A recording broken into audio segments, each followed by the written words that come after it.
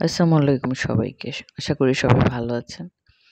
আজকে আমরা হোমমেড সাবান বানাবো। সাবানটা বানানো খুবই সহজ, কিন্তু এটার যে বেনিফিট সেটা আপনারা একবার বানিয়ে ইউজ করলেই বুঝতে পারবেন।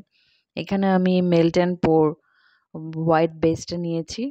এই বেসটার মধ্যে কিন্তু সবকিছুই দেয়া থাকে। আমাকে আলাদা করে কিছুই দিতে হবে না। যদি আপনারা চান তাহলে ফ্রেগনেন্সটা দিতে পারেন। আদারওয়াইজ কোনো অয়েল, ভিটামিন অয়েল কিছুই দিতে হবে না। তো এখানে আমি চপ করে কেটে নেব। কেটে এটাকে আমি ডাবল বয়লার মেথডে এটাকে মেল্ট করে নেব। খুবই সহজ।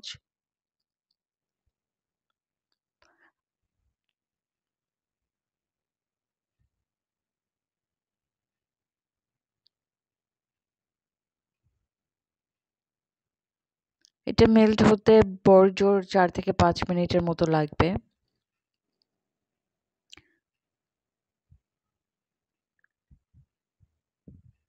আচ্ছা, এখানে আমি নিয়েছি 1 টেবিল স্পুনের মতো মুলতানি মাটি, আর হাফ টি স্পুন কফি পাউডার, হাফ টি স্পুন বিটরুট পাউডার, আর হচ্ছে চন্দন হাফ টি স্পুন।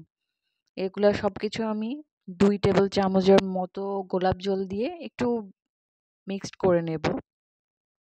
আর কিছুই দিব না।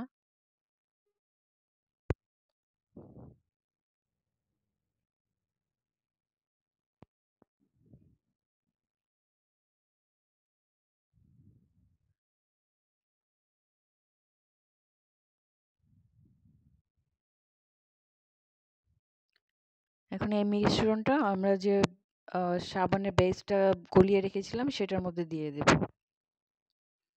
দিয়ে একটু ভালোভাবে মিক্সড করে নেব। এই কাজটা কিন্তু একটু ঠান্ডা হলে পরে করতে হবে। গরম কিন্তু এটার ভেতর করা যাবে না, তাহলে যে বেনিফিট গুলো আছে সেগুলো নষ্ট হয়ে যাবে। সো এগুলাকে আমরা এখন একটা মোল্ডের মধ্যে, সিলিকন মোল্ডের মধ্যে ঢেলে নেব।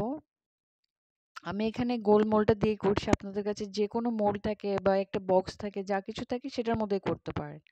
সেটাকে মোল্ডে করে আমরা এটাকে ৪ থেকে ৫ ঘন্টার মধ্যে এটাকে রুম টেম্পারেচারে রেখে দেব।